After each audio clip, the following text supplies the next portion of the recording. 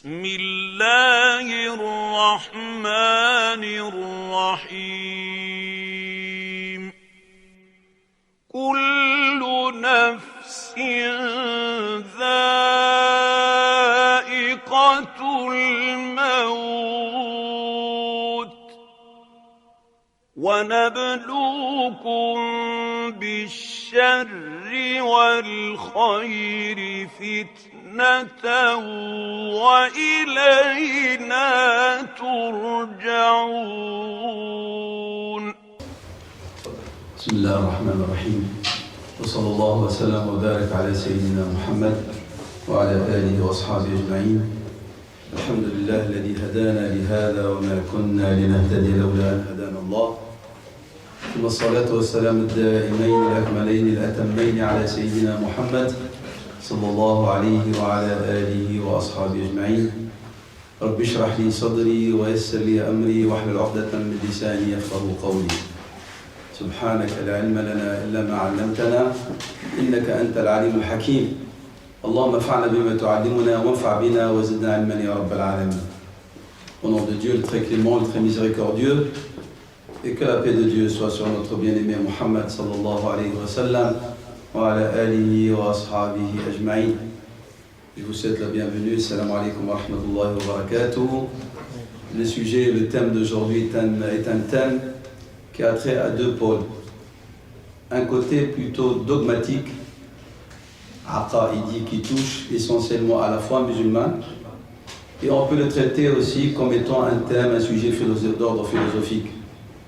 Mais nous sommes ici comme musulmans et musulmanes, nous voulons savoir et connaître quelle est la conception musulmane de ce qu'on appelle al-khayr wa shar, le bien et le mal.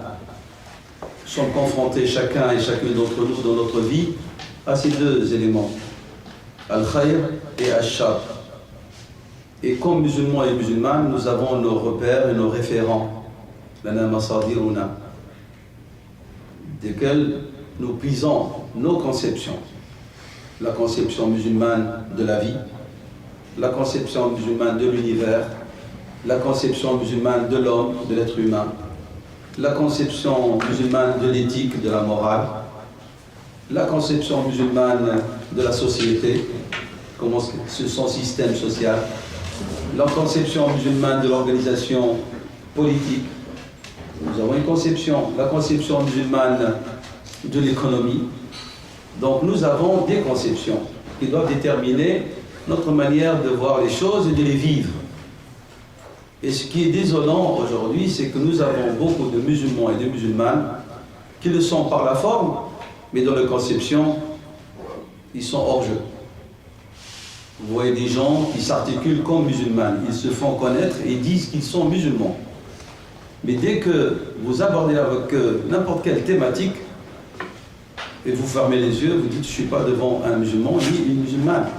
Je suis devant des gens qui ont tout, soit confus, ambigus, ou ce sont des gens qui adhèrent à des conceptions qui n'ont rien à voir avec l'islam.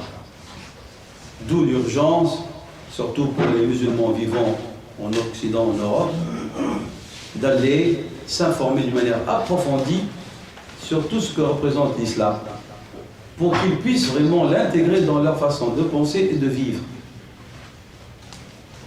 Je n'appelle pas une différence dans le sens de l'origine de l'autre, mais nous avons une religion à laquelle nous adhérons qui propose une manière d'être différente. Sinon, à quoi ça sert de dire je suis musulman et musulmane? Nous avons notre conception de la consommation.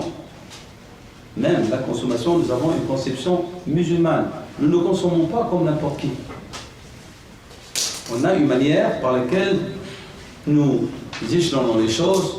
Il y a les nécessités vitales, puis il y a des choses qui lèvent la gêne, puis il y a des choses qui sont du domaine du confort. Nous ne plaçons pas les choses toutes au même degré. عندنا الضروريات الحاجيات التحسينيات. Et lorsque nous consommons à partir de ces trois échelles. Avant tout, nous devons satisfaire ce qui est nécessaire et vital. Puis après, lorsqu'on a satisfait à ce besoin-là, le vital, nous passons alors à ce moment-là à ce qui peut lever une gêne, mais qui ne met pas en danger notre existence. Une fois qu'on a satisfait à tout ce qui lève la gêne, on passe à ce moment-là et on réfléchit aux commodités, au luxe, superflu. Mais nous ne plaçons pas la télévision grand écran dans le cadre des nécessités vitales. Nous ne plaçons pas les biscuits et les boissons gazeuses au même pied d'égalité avec la nourriture essentielle pour que l'être humain puisse vivre. Lorsqu'on fonctionne comme ça, selon cette conception de la consommation, un musulman et musulman normalement ne tombera jamais dans une situation de besoin qui le pousse à s'endetter, par exemple. L'endettement a pour cause essentielle la consommation de tout et de n'importe quoi. Non. قال صلى الله عليه وسلم بحسب ابن آدم لقيمات يقمن صلبه. Il suffit à l'être humain quelques bouchées qui lui permettent de bien se porter. Et si c'est nécessaire que vous voulez dépasser ce minimum, alors il a dit sallallahu alayhi wa sallam qu'un tiers soit pour votre nourriture, un tiers pour votre boisson et un tiers pour respirer. On ne se la remplit pas jusqu'à ce qu'on éclate. Et comme disent les médecins musulmans, et ça a été prouvé actuellement, que l'estomac c'est la demeure, c'est la cause de toute maladie. Ce que vous mettez dedans, c'est la cause. Al-ma'idatu baytud da. Donc nous consommons selon une conception. Eh bien, lorsqu'on vient à des questions essentielles qui sont attrait à notre existence, comme la notion du bien et du mal, eh bien nous devons nous informer que dit l'islam à ce sujet. Cela nous donne un repère, mais en même temps cela va nous permettre de prendre position et de bien articuler notre vie lorsqu'on va être confronté à un bien dominant peut-être dans notre vie ou à un mal qui intervient dans notre vie. Et dans les deux cas, on ne perd pas le cap. Parce que vous allez voir, le bien selon l'humain n'est pas le bien selon l'islam. Et le mal selon l'humain, ce n'est pas le mal selon l'islam. Le bien selon l'humain, c'est le confort. Oui ou non? En islam, le confort est un domaine à risque qui peut engendrer un mal. Et vice-versa. Donc nous allons, Inch'Allah, petit à petit, ensemble, essayer de vulgariser, de simplifier cette thématique. Et j'espère, avec l'aide de Dieu, Inch'Allah ta'ala, qu'à la fin, chacun aura les repères nécessaires pour qu'il puisse vivre sa vie sereinement, sans tomber dans le piège du bien relatif, ni du mal qui est relatif aussi. Allah subhanahu wa ta'ala, dans le Saint-Coran, dit, surat al-Mulk, الذي خلق الموت والحياة ليبلوكم أيكم أحسن عملا. Celui qui a créé, et là il va commencer par ce que nous n'aimons pas, celui qui a créé la mort et la vie. Il aurait pu dire subhanahu wa ta'ala, celui qui a créé la vie et la mort, parce que dans notre tête, point de vue chronologique, vient la vie puis la mort. Non, exprès, la mort, ce que vous n'aimez pas. C'est lui qui a créé la mort et la vie pour vous éprouver afin de savoir qui d'entre vous agira pour le mieux. C'est-à-dire, il y a un sens à l'existence. Il y a un sens à notre venue dans ce monde. Faites attention, l'islam ne s'apparente pas dans sa conception de l'existence à la philosophie existentialiste. Qui dit quoi? Qui dit, comme disaient les Arabes avant Jean-Paul Sartre et autres, qui croyaient qu'ils sont les inventeurs de cette conception, de cette philosophie. Les Arabes, les Bédouins étaient philosophes, avant l'islam. On les appelait Dahriyin, ceux qui croient que dans cette vie d'ici-bas. Alors qu'est-ce qu'ils disaient les Arabes avant? Ils disaient, en vérité, notre vie c'est quoi? Ce sont des matrices qui rejettent vers l'extérieur et une terre qui avale. Arhamun tadfa wa ardhun tabla. C'est l'existentialisme. Qu'est-ce qu'ils disent? Elle dit, il n'y a pas d'autre vie après la mort. Donc profitons au maximum de cette vie d'ici-bas, de cette existence. Puisqu'il n'y a rien d'autre, le plaisir au maximum. Et alors on invente des formes de plaisir jusqu'à même inventer le sadisme. Ça devient, même le sadisme, ça devient un plaisir. Alors que c'est un mal en vérité. Nous sommes d'accord? Donc les Arabes étaient existentialistes avant l'avènement de l'islam. Et la preuve, ils niaient l'existence du jugement dernier. Les Arabes nié l'existence de l'avènement du jour dernier. Et Dieu leur répond dans le Coran, qu'est-ce qu'il disait? Il disait « In hiya illa hayatuna dunya » En vérité, il n'y a pas d'autre vie que notre vie d'ici-bas. « Namutu wa nahya » On meurt et on vit. Et c'est le temps qui nous fait dépérir. Ça, c'est un verset du Coran. « Wa qalu in hiya illa hayatuna dunya namutu wa nahya wa ma yuhlikuna illa ad-dar » Lorsqu'on pose la question du bien et du mal, on pose vraiment la question de l'existence de l'homme. C'est ça dont on parle. Quel est le sens de son existence?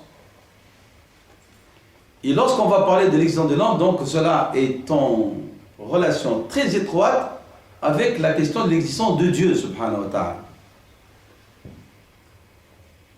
J'attire votre attention que toutes les conceptions musulmanes, tout ce que l'islam propose est en relation avec une question essentielle que chacun d'entre vous et chacune d'entre vous doit avoir résolu définitivement d'une manière très sereine et de réfléchir qu'est l'existence de Dieu subhanahu wa ta'ala. Ça c'est une. Existe-t-il un créateur ou non? Une. Deux. Quelle est la place qu'il occupe dans votre cœur, dans votre esprit? Parce que lorsque l'épreuve arrive, ou lorsque la fitna, qui a pour but de déstabiliser l'homme, qui est le bien ou le mal dont Dieu a parlé, il n'y a que ce repère-là qui est important. Dieu est-il là ou non? C'est pour ça que j'ai dit la question est une question qui a trait à la foi. Comme la question de la prédestinée, elle est en relation avec la question de la foi, l'iman, l'yaqin. La foi et la certitude que Dieu existe et qu'il agit toujours avec sagesse, subhanahu wa ta'ala, et quelle qu'elle soit la valeur que nous accordons à ce qui nous touche, il faut toujours voir ce que Dieu dit. Parce que c'est lui notre repère. Donc jamais, jamais, jamais vous ne devez, comme musulmans et musulmanes, lorsque vous êtes confrontés à des questions pareilles, dissocier votre attitude à votre foi. À la foi en Dieu l'unique. Et ce qu'il propose comme conception de la situation que vous vivez. Sinon, vous êtes comme tous les autres. Si vous vous dissociez de ça. Et vous n'aurez pas de repère. Je m'explique d'une manière, encore, je répète, exprès, pour faire rentrer, une fois pour toutes dans l'esprit, ces éléments qui sont nécessaires lorsqu'on traite cette question ou d'autres questions. Il est inconcevable, selon l'islam, qu'un musulman ou une musulmane tombe le désespoir et se suicide, par exemple. Pourquoi? Parce que ce musulman, cette musulmane qui se suicide, il n'avait pas déblayé dans son esprit, et cela ne s'est pas affirmé dans son cœur, l'existence de Dieu et ce qu'il propose comme conception par rapport à l'échec ou à la réussite dans la vie. Le bien et le mal, on revient à la même question. J'ai échoué dans mon mariage. J'ai échoué dans mes études. J'ai échoué sur le plan professionnel. Je suis tombé en faillite. Est-ce une cause pour se suicider? Oui, pour celui qui n'a pas foi en Dieu. Pour celui qui croit que son existence, elle est ici. Elle finit ici. Donc il n'y a plus raison d'être s'il a tout perdu sur le plan matériel. Que ce soit sa santé, ou sa richesse, ou sa compagne, ses enfants, tout ce que vous voulez. Mais pour une musulmane et un musulman qui croit dans l'éternité, qui croit que la vie d'ici-bas, elle n'est qu'un moment, comme a dit Sayyidina Omar radiallahu anhu. Elle a dit, cette vie n'est qu'un laps de temps, un moment. Et le prophète a dit, sallallahu alayhi wa sallam, pour parler de la vie, il a dit, l'exemple de la vie, c'est comme un voyageur. Il s'est arrêté à l'ombre d'un arbre pour se reposer. Puis après, il a continué son chemin. Lorsqu'on intègre ces conceptions, on ne panique pas. On ne perd pas le cap lorsqu'on est confronté à un échec matrimonial, un échec professionnel, un problème de santé. Tout est résolu. Parce que je sais que j'ai un cap. Et que je suis comme ce voyageur qui s'est arrêté pour cette sieste. Durant la sieste, tu peux avoir des petits problèmes. Mais mon voyage n'est pas fini. Mon voyage, il continue. C'est un voyage de l'éternité. Cela, on l'oublie. Hein. Et malheureusement, lorsqu'on oublie cela, alors on voit tout ce que vous voyez comme situation désolante, comme situation de désespoir, de panique. Est-ce que c'est clair vraiment cette petite introduction? Elle est importante. Ici, on ne va pas parler, je ne parle pas de la foi comme parce que c'est pour vous calmer, mais c'est ça la conception musulmane. Nahna, nous les musulmans, nous sommes les disciples d'une religion, d'un dîn. Nous ne sommes pas affiliés à une doctrine humaine, à une idéologie humaine. Nous sommes les disciples d'un dîn, d'une religion qui a pour source le divin. Notre religion a pour source le divin subhanahu wa ta'ala.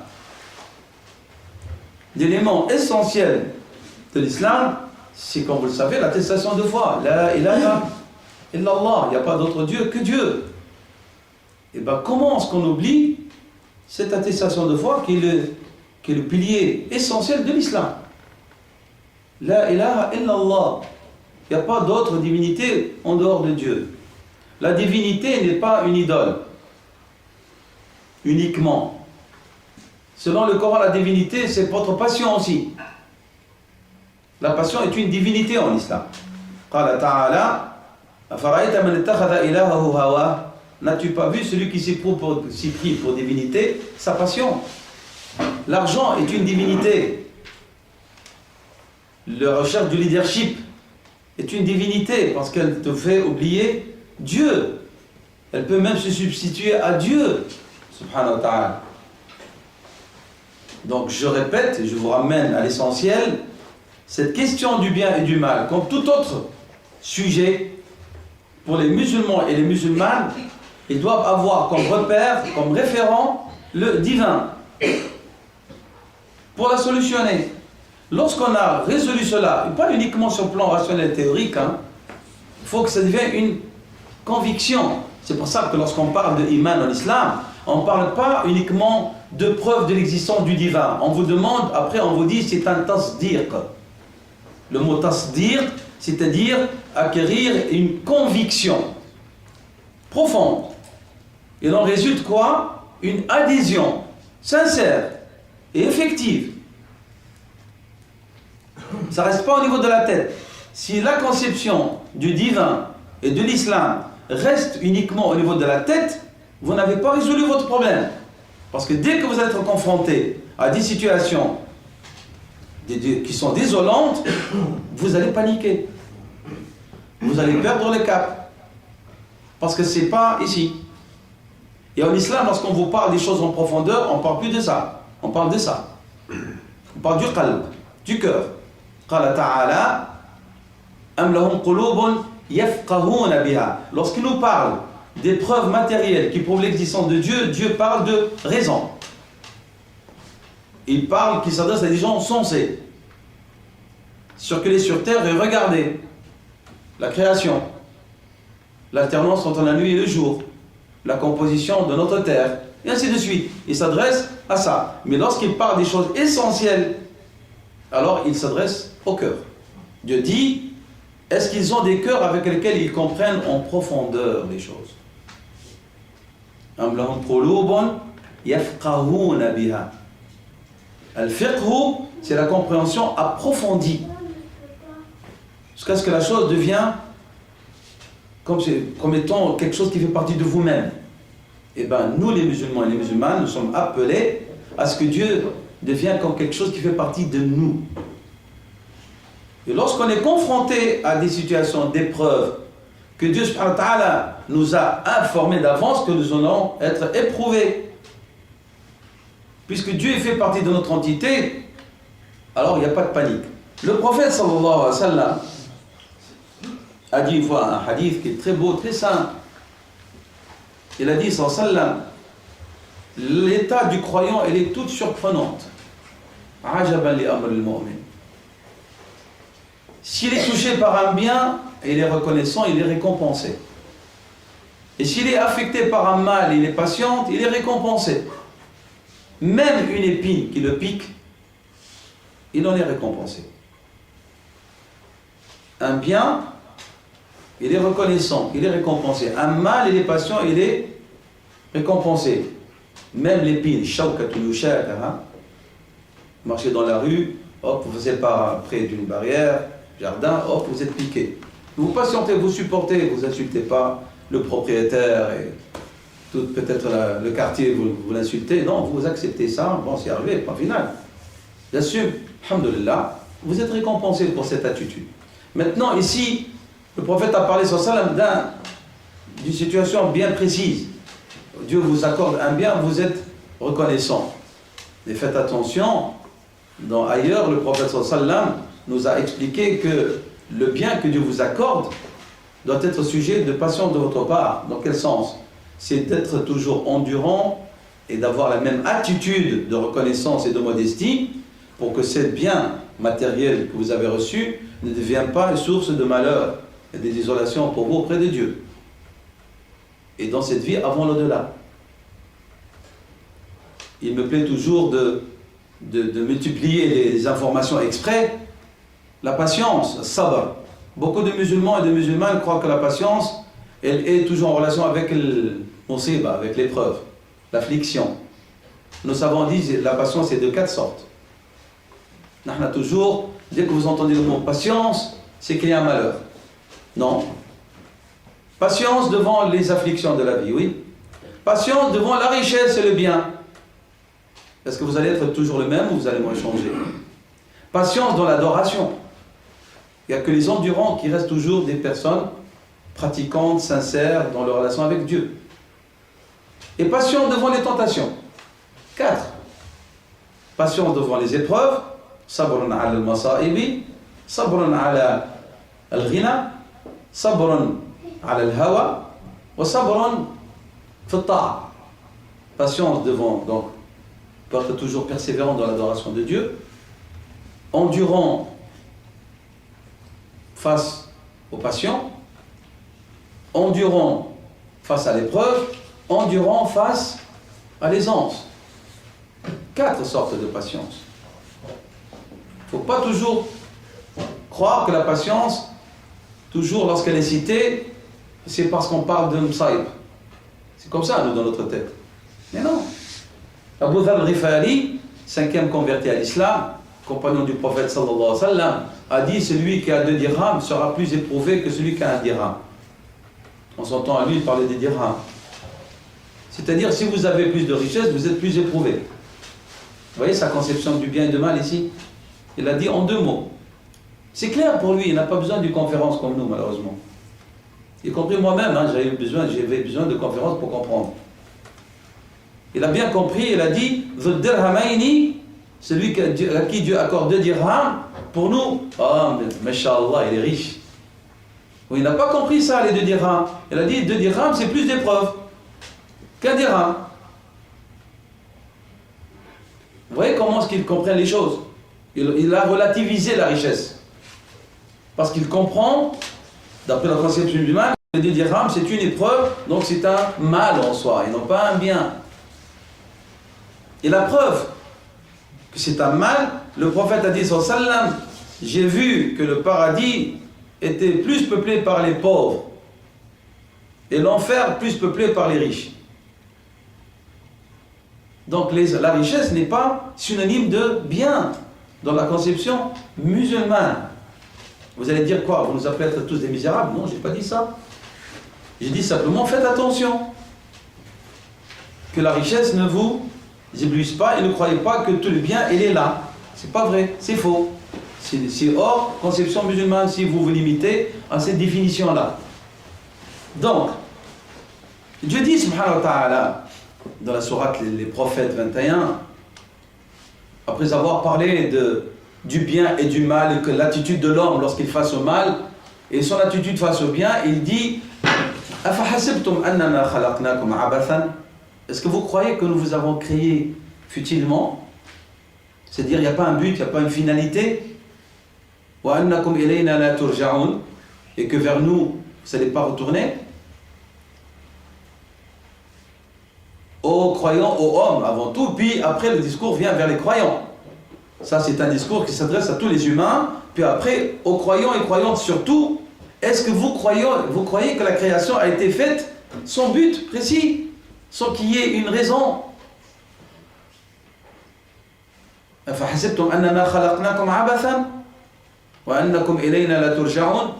Alors si Dieu ne nous a pas créés futilement, c'est qu'il y a une finalité et que ce monde fonctionne selon des règles. Cet univers fonctionne selon des règles. Le mouvement de l'homme fonctionne selon des règles et des normes que nous devons comprendre, nous les musulmans, en premier lieu avant les autres.